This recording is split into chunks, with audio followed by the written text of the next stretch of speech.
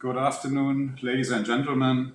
I would like to welcome you to our first ITB Virtual Convention session after ITB 2020. Global tourism is in its most serious crisis since Second World War. In other words, for 75 years. We were used to tourism growing almost by itself. We had got used to regular growth rates of more than 5% per annum, and so the number of international tourists grew from 25 million in 1950 to 1.4 billion in 2019. In recent years, our industry has always operated at full throttle, but the limits of growth have also become increasingly apparent. Buzzwords such as sustainability, as David just mentioned, and over-tourism have recently shaped the discourse. However, in our worst dreams, we could not imagine that we would experience a complete standstill, a total shutdown from this situation. Like few other industries, we are now in a deep existential crisis. It is now quite clear that there will be no quick return to normality. In fact, it has become increasingly clear that we can expect a completely new normality. Today, we want to deal with the question of what this new normality could look like, what a global tourism 2.0 could look like. We want to outline the new big picture of global post-corona tourism. The title of our session today is therefore Planning for What Will Come, Not for What Was. My interview guest now is, as David already mentioned, Philip C. Wolf. Philip is founder of PhoCusWright and serial board director of a number of tourism and technology companies around the world. Philip has known the global tourism industry for decades now and is also deeply involved with the future of global tourism. Philip, welcome to our interview. Thank you, Roland. After working with you for so many years planning other interviews, it's nice to be with you for a change on screen, on stage. Thank you, Philip. It's a pleasure for me as well. Philip, let's start with our first discussion points. I would like to first with the demand side and with the customer. We have to assume today that Corona will change all of our lives massively, that we will no longer work in the same way as before, that we will spend our free time differently, and that we will travel differently in the future. Philip, how will the behavior of tourists change? How sustainable will be the change of the behavior? And how will the new post-corona tourist look like? Yeah. That's one of those questions that's a lot easier to ask than answer. You know, for starters, nobody could look you in the face, Roland, and say when travel will come back in an unfettered and unbridled manner. So we need to be clear like that. Right now, we're at the initial phase of what's called a tentative recovery. And I think it's important everybody understands there are going to be a lot of missteps, things that are being tried, things that aren't working. Plus, it's travel, so it changes depending on who you are and where you are and how you're traveling. Certainly, leisure travel there's a lot of pent-up demand. We see that. But on business travel and global meetings, it's not the same pent-up demand. There's obvious things like traveling by ground instead of air, domestic instead of international, more rural, spacious destinations instead of urban destinations. Some people, there's a new phrase, Roland, I've been hearing called revenge travel, where people were reminded about how fragile life is and how limited time we have, and they're coming back like in a revenge way. Some people are attacking bucket lists with ferocity and planning, but the challenges are amazing. And then there's the flip side you started to talk about, where for many people, you know, they may not have said it, but the romance of leisure travel that it once inspired was already starting to wear a little bit thin before the crisis. And those kinds of travelers are taking a completely different view, and that, you know, maybe I traveled enough and I can focus on other things that are important in life. So lots of dimensions to answering that question. Yeah. Philip, you just mentioned that you are a little bit pessimistic regarding business travel. Can you go a little bit deeper into that aspect? Is business travel dead? Because we all now are used to Zoom or Teams or whatever video conferencing session. Do we not travel Yeah. anymore? That the reason why, Wouldn't for I example, wouldn't suppliers. yeah. Yeah, okay. I wouldn't say dead. Of course, that is too strong of a word, but the phrase I've coined to describe business travel, it has a permanent dent. You know, when you bring your automobile into the collision shop because you have dents, there's some of them that can be repaired and others you can't take out. And I do think business travel has a permanent dent. Uh, for one, the pent up demand is not the same. have lived on an airplane for 30 years, traveling 100, 150 days a year. Privately, do I miss that? Not like I miss visiting my children, if you understand what I'm saying. Secondly, the crisis has had a severe economic impact on businesses, and cost cutting is prevalent everywhere. And so T&E budgets are a prime candidate for that as well. And here's something interesting. Pre-COVID-19, Zoom was averaging 10 million daily participants globally. That spiked to 300 million participants per day. That's just Zoom. And so I would ask anybody, do you really think that number is going to go back to 10 million? Of course not. So uh, very, very, very challenging on business travel. Okay. Philip, now we have different viewers from different regions of the world. We just had a look at the statistics. Some of our viewers come from Europe, some come from Asia, some come from North America. This brings me to the next point. There are certainly some regional differences in behavior when it comes to tourism recovery. Can you compare the most important regions? Let's have a look, for example, at Europe. Let's compare it with maybe Africa or China with the US and so on. What are the regional differences that you see? Well, I think they're obvious. Different regions also depend on different customer groups visiting. So Europe in the summer, without a lot of American tourists, will have a severe negative economic impact for sure. And maybe some of that gets made up by Europeans getting in a car instead of a plane and traveling more domestically. In Asia, you have some very large domestic markets. We all know about China, uh, which should do very well in this situation. But then Asia is famous for having a lot of islands and distant locations that heavily rely on air travel, which has a big challenge. And then you have these pleasant surprises like Alaska and Iceland and the Faroe Islands and Patagonia that are New Zealand, planning on leveraging their pristine environments, lack of population density, which should do very well. And then, the last thing is how well the countries have done with managing coronavirus. Everyone's monitoring all these different statistics. Boy, the Roland, it's amazing. The rapid testing and testing at airports is so different all over the world right now. It was kind of amazing. Like the world operated somewhat uniformly in getting everyone to shelter at home for a long period of time, but there is no uniformity at all at airports in terms of testing. You know, I just had a colleague that did a domestic Indian trip with a connection, and it's amazing how much testing was at those airports.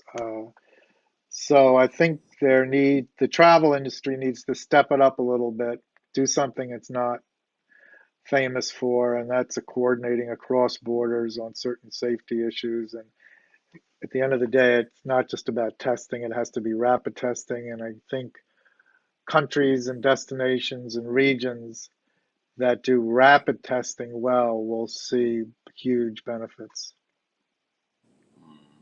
Okay. Philip, one of the points that are really very intensively discussed everywhere, I guess, in the world is how the recovery phase proceeds. In our preparation session, we talked about when it will be that the Corona crisis we have, or when we left the Corona crisis, when we have the same situation as before the Corona crisis. Will it be in 2021, in 2022, 23, and so on? We see some companies, yeah, they forecast, for example, the aviation sector forecast it will be in 3 years, not earlier. What's your estimate regarding the recovery phase procedure? Yeah. I mean, if we're talking about benchmarking the recovery to how things used to be, reminds me of the very apt title of our session, Plan for What Will Come, Not What Was. So I sit on 7 boards of directors and advise many more companies. And we strongly discourage constantly measuring what percent of before you are or how long it will take. In other words, there's a behavior out there that benchmarks against how things were, how things was. And that's the behavior that I'm challenging. I love the Peter F. Drucker quote, famous business consultant. The greatest danger in times of turbulence is not the turbulence, it is to act with yesterday's logic. So, what we're encouraging companies to do instead is tear up the old budget, tear up your old roadmaps, create new budgets, create new roadmaps, create new forecasts, and start just planning against that. How do you, what do you want to be? How big do you want to be? Everyone's done cutbacks, so it's just a much better focus, I think. And you know, people don't want to hear this, but I think if you fail to plan once, okay, but don't fail a second time. So you need to be more planful. You need to do more scenario planning. And look, I think travel, tourism, and hospitality leaders, Roland, will be tested and made on their ability to manage through this crisis. I see a new generation of leaders rising and another generation in part waning. And I love this. I read this article the other day. It said, don't always talk about what percentage of before, make things better, not just safer, right? Make things better. What are you doing to make it better, not just manage, not just cope, not just deal with a crisis, not all those things. What are you doing to make things better? And the reason I love that is that some people embrace that, right? And get excited about that and get their teams together. But most people say, oh, Philip, what do you mean make things better? We're having a tragedy. We're having a crisis. How can you even think about making things better? We're just working about survival. So figure out how you can do that. And that's really important. You know, another interesting aspect about this is I remember back to 9/11 where there was a recession leading up to 9/11 and companies finally used the crisis to do what they should have been done before. So many businesses, Roland, in travel, tourism, and hospitality, and you mentioned some of them, many businesses were already facing disruption and challenges pre-COVID-19. And so now, if you weren't getting around to it before, now is the time to really address those challenges you had, those business shortfalls you had. Was your organizational not, you know, organization maybe wasn't optimal?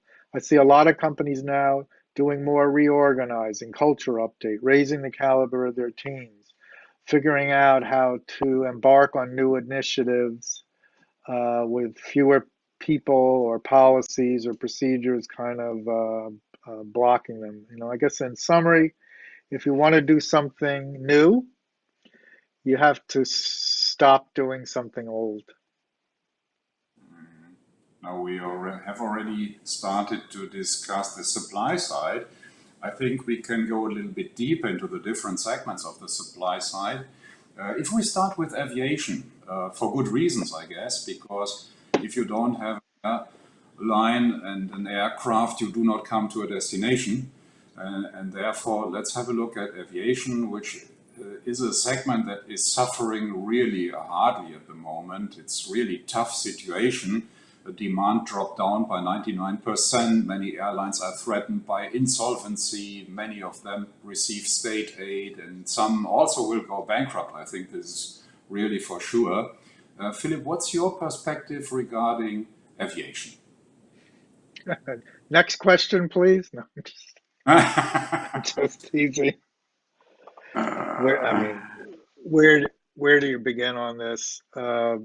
It's a little bit damned if you do and damned if you don't, because look, at the end of the day, there is no global travel, tourism, and hospitality industry unless planes are flying, and more importantly, planes are flying profitably, which means lots of seats filled. Okay. Everything I just said clashes with health and hygiene realities. So we're at a clash point. So that's why so much aircraft and metal has been pulled from the sky. I do think that all the calls for more consolidation in aviation before need to be met right now. Too many airlines? Yes, I'm one of those people. I do think there were already too many airlines operating. And so, without naming names, if the number of airlines in the world gets reduced, if some healthy, smart consolidation, if this is a catalyst to smart aviation consolidation, I think that would be great. Um, and, you know, I don't think there'll ever be a rebound in aviation, really good one like you were asking about, without a vaccine. I think other aspects of travel can have nice rebounds without the vaccine yet. But with aviation, everything from baggage checking, checking in, all these queues, traveling by air is about queuing for one thing and the next. And yeah, we're going to have to get better at digital queuing, right? Digital queuing is you're online, but you're not physically elbow to elbow or shoulder to shoulder. You're going to need mobile technology to get people queued, to get them called, to get them boarding, unboarding, loading, unloading, get your bags, checking in, and all those kinds of things. So a lot of technology investment as well to make that going. And then, just one thing you had mentioned, subsidies. Well, airlines are all getting subsidies. Subsidies come from taxpayers. Taxpayers are travelers. And if the traveling taxpayer public is subsidizing airlines, they have expectations that come with all of that. So it's, boy, that's why I said next question. This will be continued to be answered for the rest of the year. Yeah. Let's come to I have another I have very I important. have one. Yeah, go ahead. Yeah. Okay. Philip, let's come to another very important segment for our industry, the hospitality industry. What do you think is or does the hotel concept of the future look like? Yeah. Isn't it amazing? Up until February, hospitality promoted high touch, right? High touch was the ultimate, great service, personalization. And in a few days, high touch went from the penultimate goal to evil. Now nothing gets touched, right? So what happens? The first thing is there, and I'll go beyond the table stakes. I don't like to repeat health and hygiene issues that everyone's talking about, but beyond that, um, I'm a big believer on this digital queuing concept I was telling you about. So if you're at a resort, for example, how many people can go to the pool, can go to the beach, can play tennis, can play golf, can go to the upper restaurant, can go to the lower restaurant, the whole scheduling, the reservations, the queuing, the amount of time, all of that human planning and movement, right? Resource allocation, digital queuing. These are new things, and hospitality will get great at that, and it will be considered very good service. So if you want to go to the pool or want to have your dinner or want to go to the bar, you do a few clicks and then you get very conveniently alerted and you go. And we have a long way to go there, but that must happen for hospitality to work. Otherwise, it's just going to be a subset of the experience where you're kind of in your room and you're hoping to eat outside, but it's summer and eating outside is going to fade away sooner than later. And eating outside is only a part of the solution. It's not a full part of the solution. Um, And the other thing, well, I will get to, but the whole food service, food and dining, right now people are navigating a clash of, I've been eating at home for so long, it's nice to eat out and eat out there, but then I'm worried about this and I'm worried about that. And are the menus going to be on a QR code or are they going to be in paper and you throw them away? And so there's all these little bits and parts, but what has to happen at hospitality is we have to figure out how to make it fun again, right? Now we're not there yet. We're just opening up. And to me, a martini in a plastic cup is not so interesting, but I just use that as an analogy. You know, the martini needs to be served in a martini glass with the whole thing. And some places are, or whether it's your salad at lunch or your room service. I think also takeout, box lunches, all those kinds of things. Hotels need to get a lot better at, and an overpriced box lunch that when you open it is not very interesting or not very inspired. We need to do better and things like that. So big shift. But if you want to compare the last two questions, I see the roadmap for hospitality getting back on track a lot more manageable, and the challenges, although huge, are much more foreseeable than some of those aviation challenges. Philip, I would love to talk about all the other segments that are relevant, like cruise industry, like tour operators, like destinations, car rental, and so on. We don't have the time at the moment because we are running a little bit out of time, but nevertheless, we will have that discussion in the subsequent virtual convention Yeah. sessions during this year. But my last point, of course, is something that we need to discuss. Dear viewers, hardly anyone in this world has a better overview of trends in travel technology than Philip Wolf. So my last question to Philip is, how disruptive is the shift towards digital? Yeah. Boy, I love that question a lot more than the aviation one. Look, coronavirus, Roland, is a digital catalyst, right? It's not Right. just pushing us down a temporary path, it's pulling us down the future path. And companies have to stop throwing bodies at processes and get them automated, especially post sales processes, cancellations, exchanges, refunds. There was no call center or contact center or Twitter and Messenger Center that was remotely capable of handling all these requests.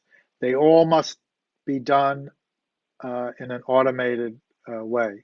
I loved Deep Kalra, a dear friend of mine and CEO of Make My Trip, India's largest OTA, and I've been on board there for many years.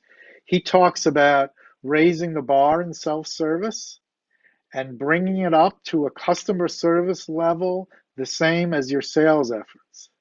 You know, if you're an organization in travel and your the way you handle sales and prospects is better than the way you handle exchanges and refunds, right? If they don't get on parity, you will not be a winner. And what I just said, I'm sure a lot of people will bristle at, you know, but that's, we have to take self-service to another level, and we just can't be doing things differently for the sake of doing things differently. We have to do things like they should have and would have couldn't been done a long time ago. There are a lot of hidden things that are actually getting a little better, getting the way we get groceries.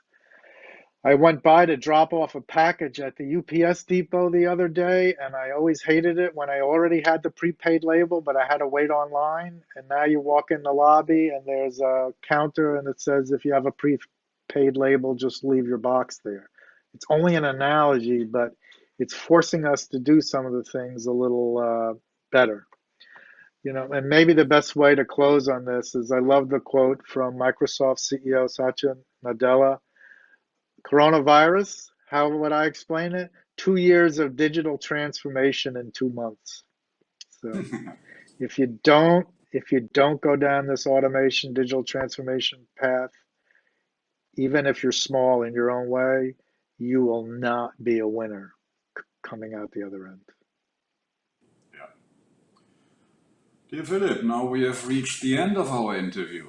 It is now time to say thank you. Thank you for the valuable observations and insights Pleasure. you have shared.